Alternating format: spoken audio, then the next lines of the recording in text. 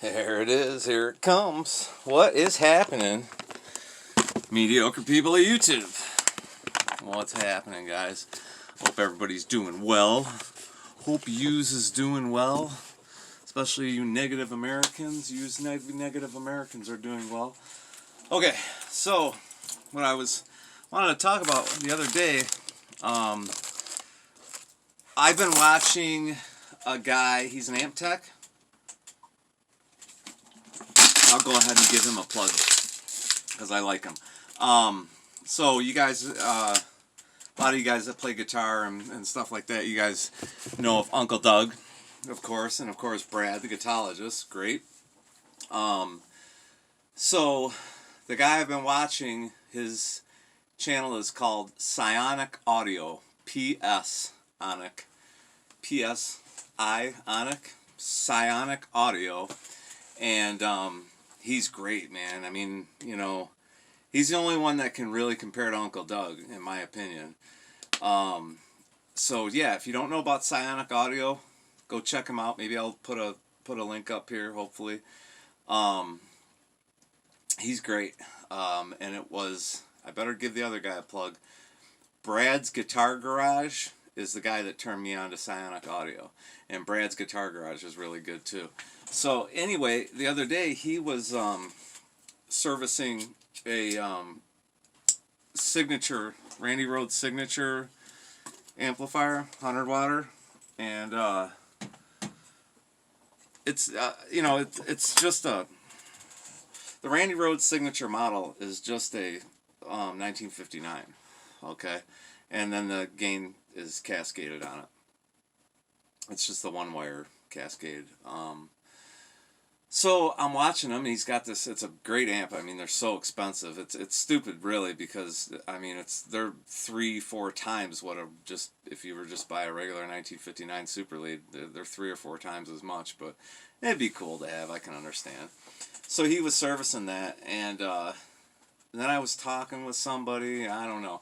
Anyway, I've actually known this for a long time, and I'm gonna go ahead and let you guys in on it because apparently a whole lot of people don't know about it.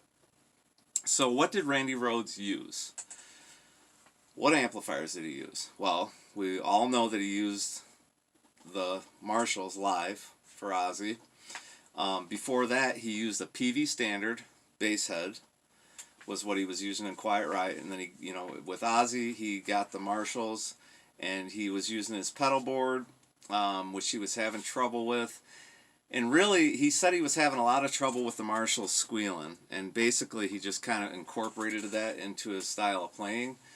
And then he was having trouble with the pedal boards too. And then at some point, not long into that, because Randy wasn't with us that long with Ozzy, he said, you know, now he goes, I'm not even really using my pedal board. Not like he was using the Distortion Plus to like for boost for solos, but he said he wasn't even using the pedal board that much because the sound guy was doing so much more up front. So I mean, this goes back, you know, a long ways. That if you had a good sound guy, I mean, if you could afford a sound guy, you're in a band like that, you can. But yeah, so he had the Marshalls, and basically, you know, the sound guy was, you know, giving him his sound. Other than when he needed a boost, I'm sure he's probably using his Distortion Plus, or maybe just his equalizer, because that has a little boost or volume on the equalizer. The one he was using was the MXR. So what did Randy use to record with?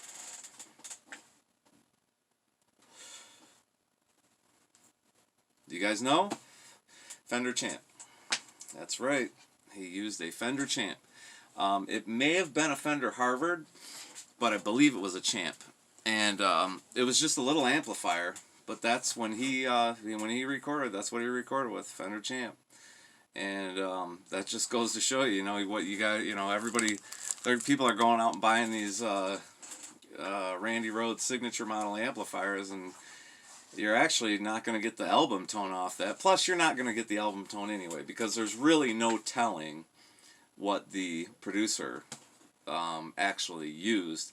Because, as you know, if anybody here's ever recorded, you know, when you go into the studio, you've got your amp and everything, you got it set the way you want it and everything, but then there's also a dry signal going in, and they've got you on a dry signal that they keep, and a lot of times they'll reamp that, you know, and mess with it and everything else. In fact, there's a couple of songs on my channel that are reamped, and I didn't even know it until long after, and it sounds great. I loved it. I was like, yeah, it sounds really good, you know, and it's not even my amp, and I didn't know that until probably a couple of years later. So yeah, you want to sound like Randy Rhoads. Now I'm sure he probably used his, you know, he put his distortion plus in front of it or something like that, more than likely.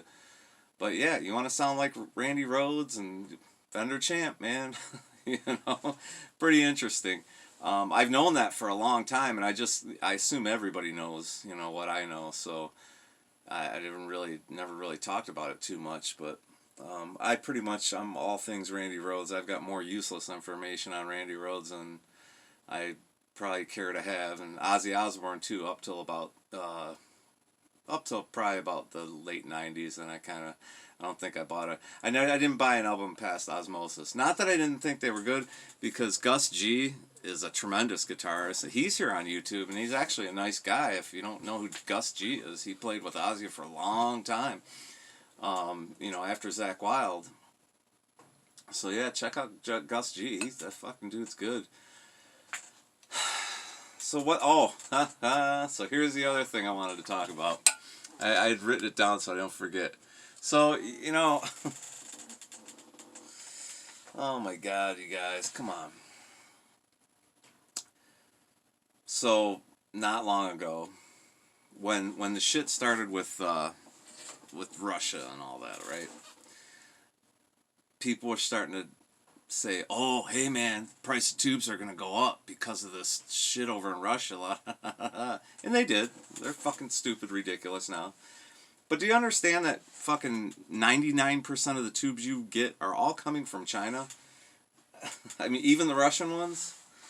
You know, Tube Amp Doctor does what he does. He buys all them fucking tubes in bulk, and then they actually take the best of the bunch. And even those, you know, these days, you know, you look at Rob, if you guys know him, he turned me on to an article, and I hope I can find it because it's really important. I mean, if you like tube amplifiers and stuff like that, I read this article, and the guy was saying, you know, these days, 65%, more than 65% of the tubes in production today would not pass quality control back in the 1940s, 50s, and 60s when, you know, tube amplifiers were big.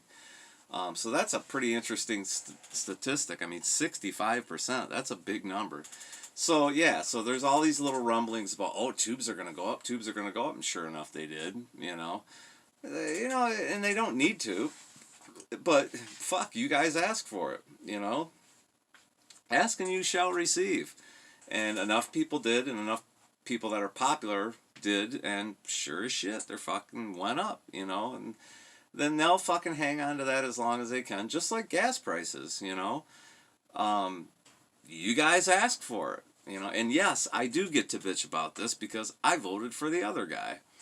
But it's not just the politicians that, you know, it really is, at the end of the day, it boils down to the politicians, but our media. They go on television. If you ever watch a mainstream media thing in the morning, I catch a little bit from time to time, and they'll, oh, gas prices are going up, gas prices are going up, gas prices are up. Well, it's no fucking surprise when you get to the pump and the gas prices are going up. If I owned a fucking gas station, I'd be kicking back going, hell yeah, making fucking, I hope all the channels are reporting that, you know? So that gets back to my whole thing about, you know, you're not as dumb as you think you are, but not only are you not as dumb as you think you are, you're not as dumb as they think you are. So stop fucking acting like it, man. You know, what would happen tomorrow if 20 million of us just said, fuck it, I'm not driving this way. I'm not even going to go to work because fuck it. I can't afford the gas, so I'm not driving. So if 20 million people in America just stopped driving for a week because of gas prices, I guarantee the motherfuckers were going down. You know, there's never been this much oil in the United States. At this point in time, our oil reserves are still top to the max, to the max, to the max. President Trump bought all that oil back then during the pandemic because he said, we're going to buy it all. It's cheap right now, so we're going to buy it all. So all this oil is paid for. There's no reason for gas prices to be $4 a gallon right now. There's no reason for it because that oil has been bought and paid for 2 years ago, okay? You know, it's time for people to stop acting like you're as dumb as they think you are, because you're not. You know, just basic common sense will fucking wake you up out of your fog and say, yeah, this is bullshit, you know? And again, you know, like I said, I voted for the other guy because the other guy was concerned, or at least he acted like he was concerned about regular people. He had a plan for inflation. We all knew inflation was coming because you can't print all that money without it, right? We knew it. We had to do it. We had to help people. Cut everybody's checks in this country, you know. The United States did what they had to do to help our people, and it's incredible that the United States was able to do that for our people. But that comes with a price. It's called quantitative easing. And quantitative easing, one of the symptoms of it is inflation. So President Trump's administration understood that. So they were putting a plan in place to help inflation. That's another thing. If it's pounded into your head every day that, oh yeah, prices are going up on everything. Well, when you get to the grocery store and they're all up, why is it such a fucking surprise to you? You know, they're telling you this, they're promoting prices going up. Of course the grocery store owners are going to crank the prices up. Why wouldn't they? The media is reporting the hell out of how prices are going up. So it's really time for people, because you don't need a high IQ to figure this shit out, okay? I mean, a regular fucking person can figure this out. And we need to start fighting back. You know, we need to take our country back. And, you know, I think the Biden administration has a rude awakening. I mean, they're just so asleep at the wheel right now. And this censorship shit is, oh man, that's another thing too. YouTube's going away, and so is Google.